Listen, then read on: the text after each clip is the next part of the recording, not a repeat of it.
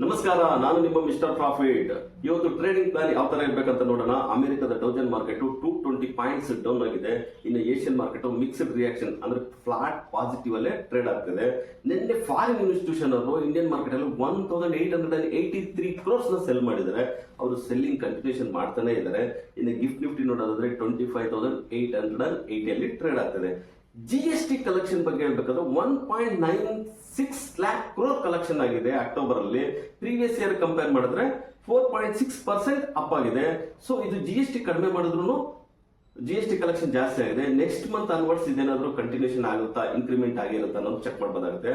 ಇನ್ನು ರಿಸಲ್ಟ್ಸ್ ನೋಡೋದಾದ್ರೆ ಇವತ್ತು ಮೇಜರ್ ರಿಸಲ್ಟ್ಸ್ ಬಂದ್ಬಿಟ್ಟು Adani ports, Adani enterprises, SBI, Indian hotel, Apollo, Escorts, GRSC ಇವೆಲ್ಲ ಇಂಡಿಗೋ ಇವೆಲ್ಲ ಇವತ್ತು ಮೇಜರ್ ರಿಸಲ್ಟ್ಸ್ ಆಗಿದೆ.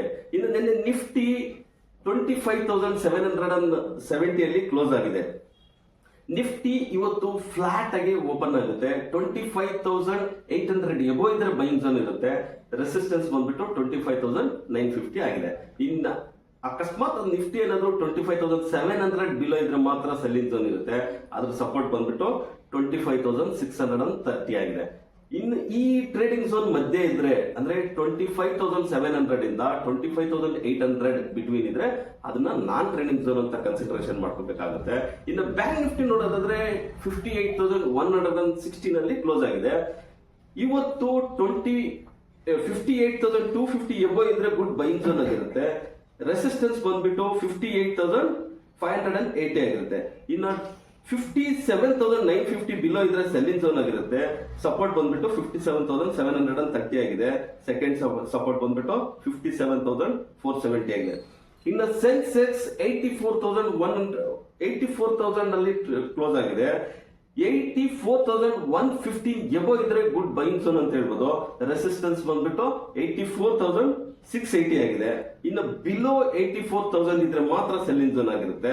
ಅದು 83,600 ಸಪೋರ್ಟ್ ಆಗಿರುತ್ತೆ.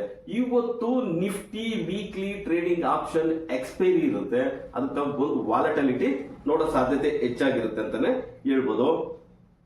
ಇನ್ನು ನೀವು ಇದ್ರ ಬಗ್ಗೆ ಕಮೆಂಟ್ ಮಾಡಿ. ನಾಳೆ ಗುರುನಾನಕ್ ಜಯಂತಿ ಇರುತ್ತೆ. ಸೊ ಅದ್ರ ಸಲುವಾಗಿ ಹಾಲಿಡೇ, NSA ಹಾಲಿಡೇ ಇರುತ್ತೆ. ಸೊ ನೀವು ಇದ್ರ ಬಗ್ಗೆ ಕಮೆಂಟ್ ಮಾಡಿ. ಇನ್ ಮರಿದೆ ಲೈಕ್ ಮಾಡಿ, ಸಬ್ಸ್ಕ್ರೈಬ್ ಮಾಡಿ.